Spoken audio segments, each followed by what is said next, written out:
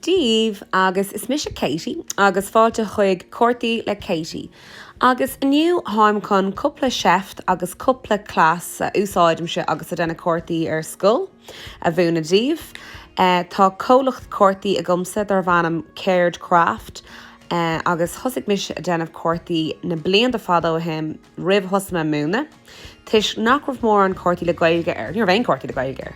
So bharrtaigh mé Cártaí dhéanamh le Gaeilge orthú agus is brálam iad dhéanamh ar scoil lena páistí. So bhí gig tuair deara agus bheith cúpla ceiste go deara. Ceann den rudaí is tábhachtaí darlamsa le Cártaí nó aon ealaíonn ar scoil ná go bhfuil sé sách éascail a déanamh nach bhfuil an numarcha achmhaí wet agus gur féidir leat forleathanú dhéanamh dó siúd atá bhád níos ealaíonta ná roinnt páistí eile sa rang, onas nach bhfuil daoine a tógant le an lé a déanamh rud a bháin agus daoine eile an sin ag tóganta ann. So caiithí bheith cuaireamach ó thaobh ann agus banistíocht amad de. Siúd bhrainn Cártaí hadenta gomsa Cártaí 3T agus tá chun an clás seo a hispáintí bhí gan second. Agus bíonn sé deas mátha seft amháin agat agus hatúin an forleathnú a dhéanamh lena páistí. Táim sé ag múna rang a séh faoi láthair, táim sé ag múna séhlíon deag agus fiú le rangs is bráló Cártaí mar seo. So rud a dhéanam se de gná is fáim se template agus bíonn sé sais áisiúil template a bheith agat dóibh siúd nach róha ag gearr amach agus fós a rang sé hapáistí nach féidir le gearr amach.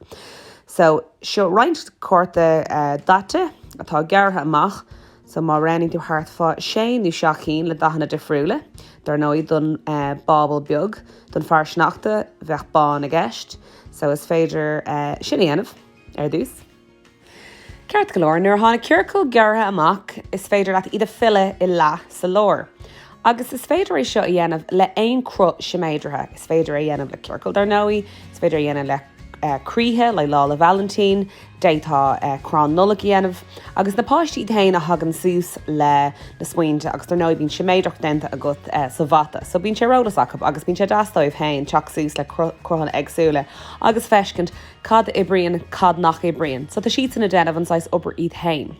So an sin arthá sé sin ré chuann tú an taos ar tíomháin mar tá má dhéanamh an sin agus caiithú sa squeeze mór thuirt dómh onas go tú gramathe síos gáire nuair ús tú cuairt chlór in anad pápéir data.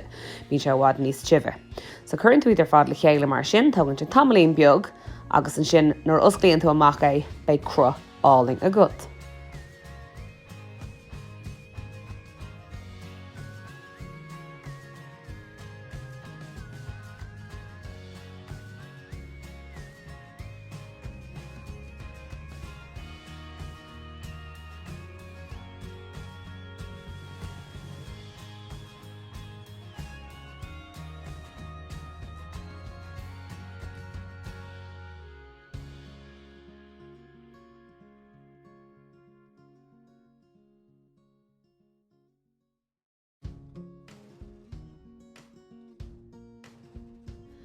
Agus tá sé seo an éifichtach is féidir leat an nulaigh honna a raimú air agus le marker bór an srang a dhéanamh.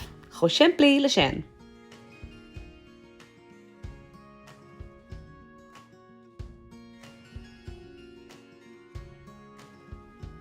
Rud eile atá an áisiúil agus méid denna Cártaí ar scoil agus me hain sa bháile dom hain agus do mo cholacht ná bannachtaí ar nós brela sunna, nó nulaigh honna, nó cás chunna, a frindal amach, nó bannachtaí lá na máthracha, nó lá na nathracha, a frindal amach agus iad a bheith agat ar bhilóga, agus an sin bíonn siad agat tá sé saor glór prindal dhéanamh agus an sin bíonn siad agat bíonn fant na deasa de friúil is féidir cín sé an asca áil ar lína agus cín áling ann.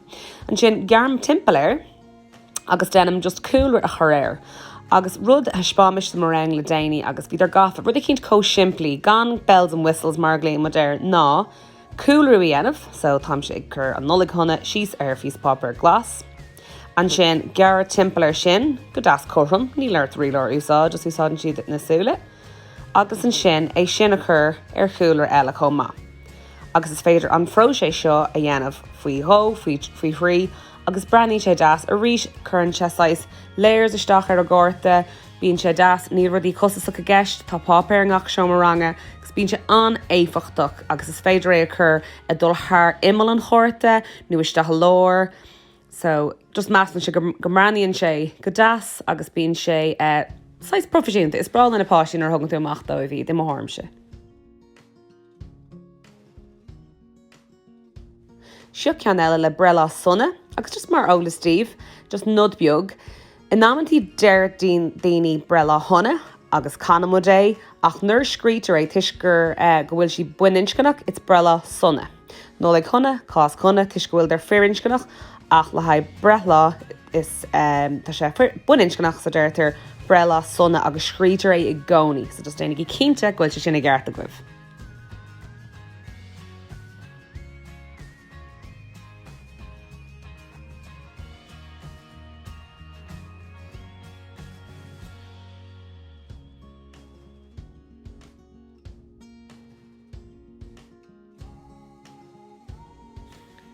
So seo féidirach deile leis an Cártaí Trítaí a rinne méid go túsa sé gghearcail. So is Cártaí le Katie sa tháinig súsa seo, Rudolph beag, agus gear si amachchan na cearcail dearg agus rinne si srán as agus an san chumar ar an Gárta é agus bhreanig sé go háling. So níl deire lena féidirachtaí agus tá sé aonach nar hagan an páiste súsa bhd a chéad comá agus an mulla a chuirt dóibh agus breaníonn sé glóte.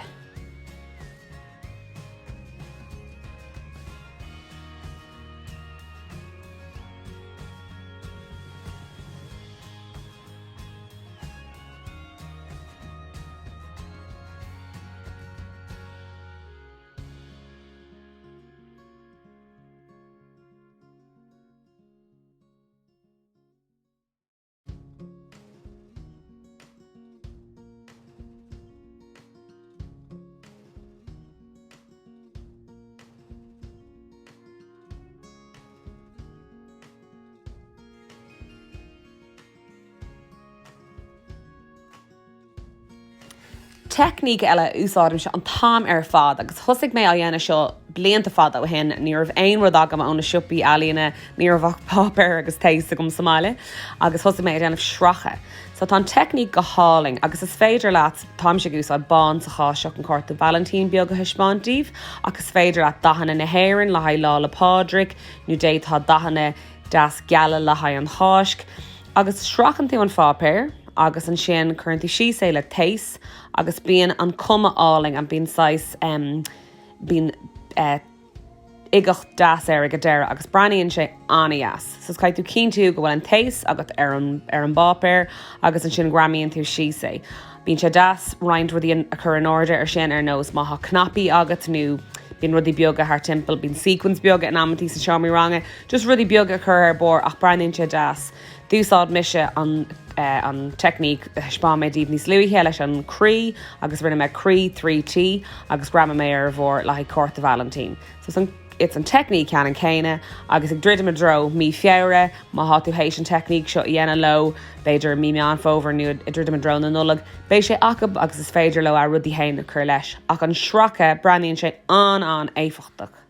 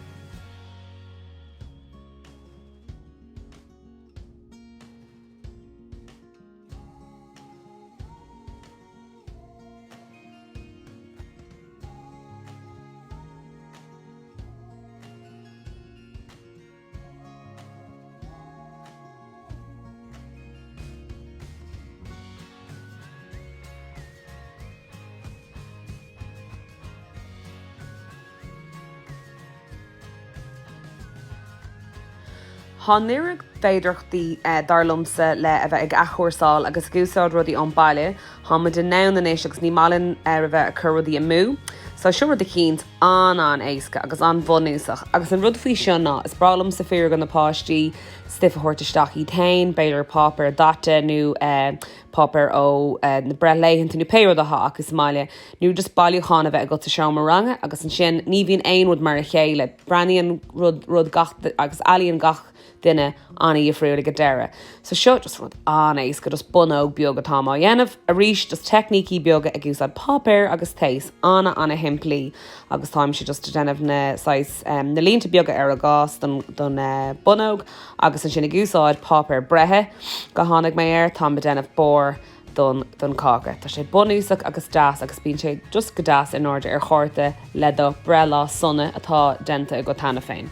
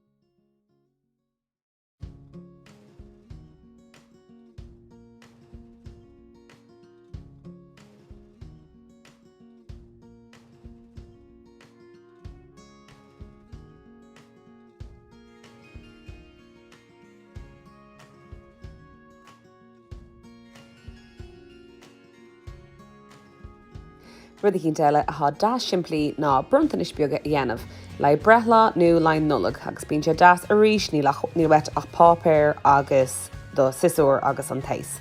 Agus bíonn sé das agus breíonn sé das geall le dahanana álanna.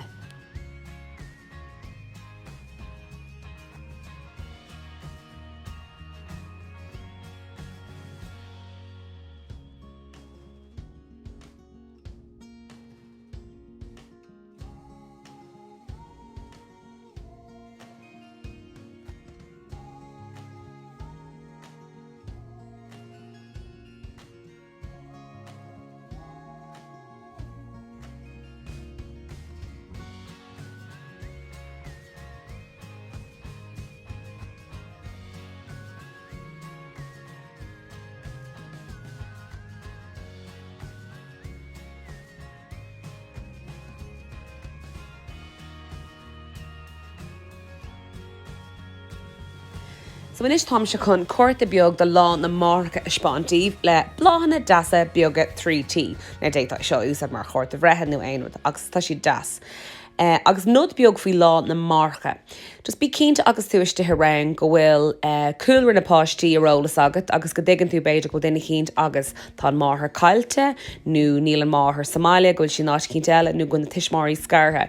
Is ann sais ghuileanach go fáistí é agus bíonn siad ag fearra ar le daoine eile agus má is ag páistí eile sa rang faoi a gúilra hain in námantí bíonn chuint isteach ar fáistí. So chaid tú just a bheith tuiscinnach agus derm se ó denimid cuarta le haid duine cínt go bhfuil tábhaach duine mátá is go bhfuil duine cínt gan tuismthir sin ar lá na marcha agus ar lá an aircha just le bheith airach faoi. So seo cuartaí anna himplí denta as just bláhanna 3T rud an bhanúsach das táim seo dhéanamh go hána charmh agus go hána tapaí agus just sé das is ag seaamh amach an bá péir bíonn se go hálaigh a rís féidir rudí cinnte frindal amach le banachtaí lá na marcha agus bíonn sé das fiú is sscoil béirle is sinna dhéanamh in ghail go leo. Seo eile cheanna mise ná stamp le críir agus cai mé rá tá siad siirglóir a cheannach agus úsáidm neird é. Is brail na páistí iad agus chuann siad just rion das ar an bápéir. Tá siad anna hir agus bhulthin rudí mar sin, just cúpla stampar a bheith agat ar scóil.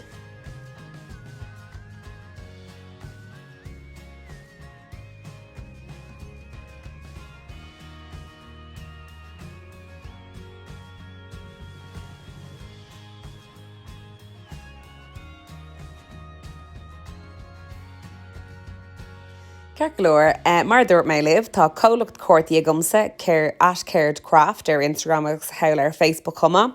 Agus seoráin sampaí den stifa dhéanamse agus mar dúras bhí mise just denna Cártaí dom hain le haine blianta. Tám se ag múna 6 10 agus denm se Cártaí an tam ar fad na páistí agus massam se gur skill iontach í le tuairt go páistí ó hús agus thosa mise á dhéanamh fadó agus am léana thosaigh me hain agus Carla Miss Alíon Tuairí thosaí an burt goin a chur Cártaí le chéile agus á níl, tá marga ann lena haig agus tá anchodíine á cheannach agus is rud das gohfuil an gailge á scape agus go háirithe bíon brela sunna nó nulig chuna arólas ag gachtainna. Bhín sé das Cártaí a thuirt atá an gailge a bháin measanse agus is rud das a bhúna i scóil in Gaelscoil nó scóil Gaeltachta agus na scóil na Béarla, cos is bráló sin, rud a cín difriúil agus rud a cín speisialta. Tá seo roiint samplaí do mo Cártaí.